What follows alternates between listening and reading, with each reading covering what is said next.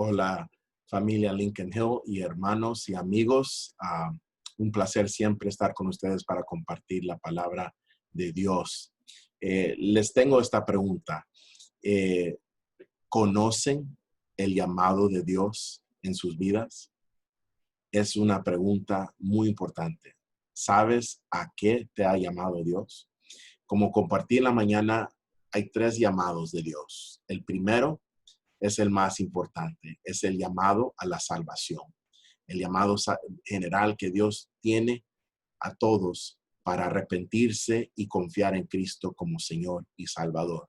El evangelio es que Dios mandó a su Hijo para morir por nosotros que somos pecadores, que hemos quebrado la ley de Dios. En algo, por omisión o comisión, hemos fallado y eso nos separa de Dios. Y Dios mandó a su Hijo para vivir una vida sin pecado, para rescatarnos de nuestro pecado, para pagar por nuestro pecado. Murió, fue sepultado y resucitó el tercer día, venciendo la muerte y el pecado. Ese básicamente es el evangelio. Y el primer llamado de Dios es a responder el evangelio, recibiendo esas buenas nuevas personalmente. El segundo llamado es el llamado a los hijos de Dios para el ministerio. Dios tiene un ministerio para cada uno de nosotros. Nos ha dado talentos, dones espirituales y la manera que nos ha hecho nuestra personalidad y todo como un paquetazo para poder cumplir con ese llamado. Y Dios no te llama a lo que Él no te da el equipo para cumplir ese llamamiento. Y tus dones y talentos tienen que coordinarse con tu llamado. No tiene sentido que tengas ciertos dones y talentos que no van con ese llamado. Y el llamado siempre va a ser confirmado por el cuerpo de Cristo. Si tú piensas que tienes un llamado, pero nadie lo ve, a lo mejor no tienes ese llamado. Muchas personas responden, muchas personas desean ser pastores o líderes y van y no duran. O puede ser otra capacidad y no duran. ¿Por qué? Porque no tienen el llamado. Y es el llamado que nos sostiene en los momentos más difíciles. Como les confesé a los hermanos, hay momentos que yo he querido tirar la toalla, resignar el lunes, pero el Espíritu Santo nunca me permite. Él me recuerda que yo fui llamado a cumplir esta misión y Él me va a sostener. Y el llamado es tan importante.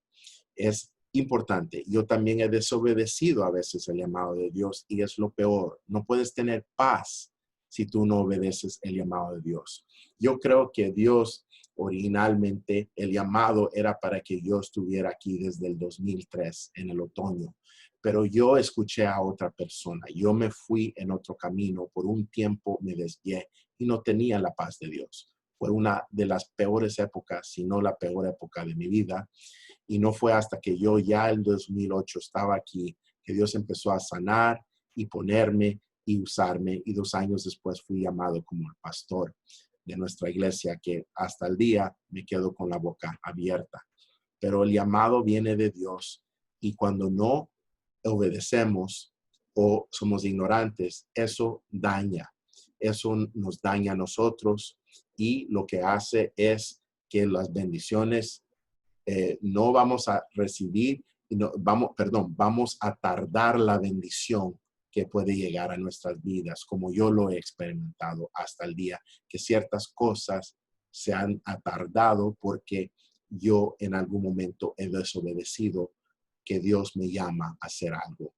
El ministerio, el servicio, hasta el matrimonio podemos mirarlo como un llamado de Dios. Estamos llamados a unirnos con esta persona para servir los propósitos de Dios. No solo es de que me gusta, siento algo, etcétera, etcétera, miles de razones, la economía, seguridad, la cosa física, es porque Dios me está llamando como hijo de Dios a unirme con otra persona para cumplir el propósito del reino de Dios, porque juntos van a hacer cosas más grandes para el reino que separados. Y es tan importante discernir el llamado de Dios. Y el tercer tipo de llamado es el llamado a un lugar específico por un tiempo específico para cumplir el propósito de Dios. Y la pregunta es, ¿estás dispuesto a hacer algo así? Como cuando yo fui llamado a Fresno, Al principio luché un poquito, pero en esa vez solo me tardé como un par de semanas y no tuve paz. Yo fui, Dios me lo confirmó y ahí estuve por varios años. Y entonces es lindo cuando contestamos al llamado de Dios. Puede ser difícil, hay veces que yo sufrí y yo lloré, pero tenía la paz del Señor que estaba donde Él quería que yo estuviera, así como estoy aquí hoy. Entonces vamos a entrar orando en esta tarde. Vamos a orar. Amantísimo Padre, gracias por tu llamado. Gracias por que tú nos has salvado, no solo del infierno, pero para cumplir tu propósito en el cuerpo de Cristo y descubrir nuestros talentos. Todo eso para poder estar en posición de cumplir con el llamado que tienes en nuestra vida. Primeramente para la salvación, después el ministerio, servir en la manera que tú deseas en nuestras vidas y a veces en un llamado especial por un tiempo específico a un lugar específico. Señor, danos lo que necesitamos en este día. Prepara el terreno de nuestro corazón para que pueda tu palabra plantarse sólidamente y crecer y dar fruto que bendice no solo a nosotros, pero a nuestras familias y mucho más. Señor, ayúdanos a aplicarlo. Usa tu siervo como tu instrumento. Te lo pedimos todo en el nombre de Cristo. Amén. Entonces vamos a entrar de nuevo a el pasaje que hemos estado mirando en nuestra serie, Tu propósito en el cuerpo de Cristo, descubriendo tus dones espirituales, la tercera parte. Y vamos a ver un par de aspectos más. 1 Corintios 12:1. En cuanto a los dones espirituales, hermanos, quiero que entiendan bien este asunto. En otras palabras, Pablo decía, no quiero que sean ignorantes. Y muchos siguen ignorantes. Por eso muchas congregaciones están débiles y no funcionando saludablemente como Dios quiere. Y tenemos que entender, para poder vivirlo, hay que saberlo y someternos a lo que conocemos y nos enseña. 1 Corintios 12:4 y 5. Ahora bien, hay diversos dones, pero un mismo espíritu. Hay diversas maneras de servir, pero un mismo Señor. El versículo 6. Hay diversas funciones, pero es un mismo Dios el que hace todas las cosas en todos. El versículo 7. A cada uno se le da una manifestación especial del Espíritu para el bien de los demás. Ahora, de nuevo, estamos en la tercera parte. Todos tenemos una función en el cuerpo de Cristo. Nadie puede decir que no tiene talentos, no tiene dones. Dios es tan generoso, nos da a todos. Y creo yo, mi opinión, que por lo menos, pues esta parte no es mi opinión. Yo sé que por lo menos cada cristiano tiene por lo menos un don. Pero yo creo, mi opinión, que todos tenemos varios. Dios es tan generoso. Es difícil para mí creer que solo nos da Dios. Si el mundo, la persona que no conoce a Dios, le da tantos lindos regalos a sus hijos, o personas le dan a otras personas y sus hijos, cuanto más el Dios Todopoderoso, Santo, quien es amor, nos va a dar generosamente a nosotros. Entonces, nunca te creas de menos, que no eres suficiente. Muchos de nosotros hemos tenido inseguridades y sentirnos de menos por cosas que nos pasaron en el pasado, pero tú tienes un gran paquete de Dios con talentos, dones espirituales y quién te hizo Él para cumplir tu misión. Nunca te pongas de menos o creas que no tienes suficiente para hacer lo que Dios te llama. Entonces, entremos a recordar. Los dones espirituales son habilidades espirituales que recibimos cuando en nuestro nacimiento espiritual. En otras palabras, cuando nacemos de nuevo, recibimos esos dones espirituales con el Espíritu, por medio del Espíritu Santo. Lo que vimos la semana pasada es que en esos dones espirituales son diferentes que fruto espiritual, que se ve en Gálatas 5:22 y 23. Vimos que son diferentes que talentos. Talentos son habilidades naturales que recibimos cuando nacemos. Y vimos que hay muchos, diversos. Vimos la lista de todos los lugares en la Biblia donde hay dones espirituales. No es una lista exhaustiva, no son listas exhaustivas. Pueden haber dones espirituales que no están ahí, con tal que están en armonía con la palabra. Pero nos enseñan la diversidad para enseñarnos que Dios tiene algo en todo contexto para que la iglesia de Él sea fuerte y funcione como debe de funcionar. Ahora hoy los dones espirituales continuarán hasta que Cristo regrese y a fin somos perfeccionados en Él, lo que se llama la glorificación. Es triste, pero algunos cristianos creen que los dones espirituales se acabaron después de que la iglesia primitiva llegó a cierto punto. Entonces ellos creen que los dones espirituales solo eran para la iglesia primitiva, mientras agarraba más fuerza y estabilidad. Y pensaban que los dones espirituales se acabaron cuando ya la Biblia fue completa. Pero eso sería, hermanos, una interpretación falsa, incorrecta, y debemos de ver un poquito más acerca de esto. Lo que vamos a hacer es examinar el pasaje que muchos usan para hacer este argumento, pero lo vamos a ver bien en un contexto. 1 Corintios 13:8, el amor jamás se extingue o termina, mientras que el don de profecía cesará, el de lenguas será silenciado y el de conocimiento desaparecerá. Entonces, hasta este punto pareciera que sí tienen un punto y que los dones espirituales se van a acabar. Y hay que ver los siguientes dos versículos, 9 y 10, porque conocemos y profetizamos de manera imperfecta, pero cuando llegue lo perfecto, lo imperfecto desaparecerá. Entonces, estamos mirando aquí que en todo el contexto habla del momento. Si leemos todo ese pasaje, aún los versículos que vienen después, que nosotros en este momento miramos parcialmente, como en un espejo que está nublado.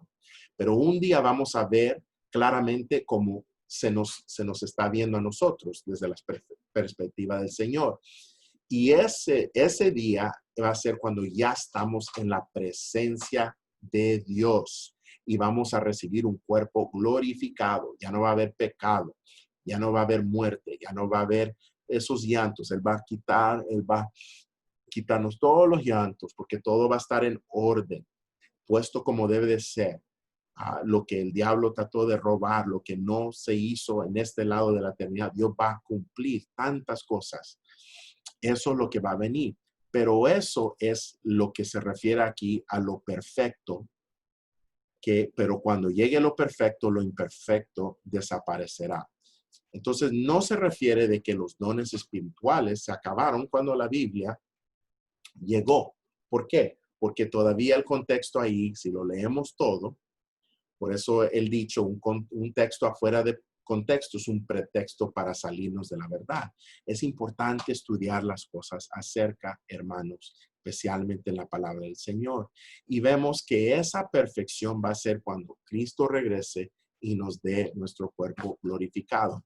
Y como un repaso breve sobre la salvación tiene tres aspectos. Primeramente, la justificación, lo que ha pasado en el pasado cuando nos entregamos inicialmente a Cristo. Es la salvación del castigo del pecado que recibimos. Como dice Romanos 8:1, ya no hay condenación para aquellos que están en Cristo Jesús. Se refiere a esto. Entonces, la segunda parte de nuestra salvación es lo presente, la santificación. Es lo que sucede entre el tiempo de donde nacemos de nuevo, que es la justificación, y la glorificación. Todo lo que viene en medio es la santificación. Es a diario y va a ser de toda la vida. Y es la salvación del poder dominante del pecado. ¿Por qué? El pecado es poderoso. ¿Por qué? Porque el pecado da placer.